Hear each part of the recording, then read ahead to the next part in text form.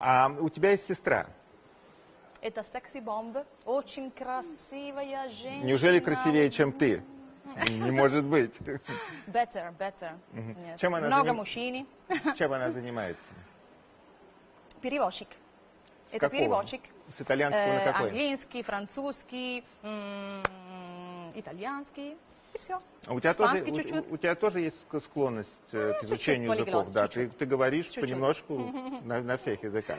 И поешь на всех, да? I try. Пробу. Последний альбом вышел в 2009 году.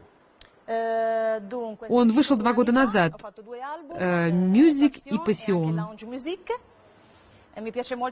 Было 2 альбома, которые вышли 2 года назад. Я очень люблю музыку лаунж. Это та музыка, которую я слушаю, когда нахожусь дома. Мне нравится слушать музыку, где мало вокала, но больше релакса.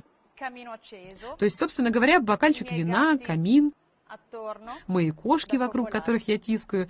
Это самый большой релакс. Не политкорректно, но без злого умысла. Иронично, но без сарказма. Пристрастно, но по-честному. «Правда-24» и Евгений Додолев. С понедельника по четверг в 19:30 на телеканале «Москва-24».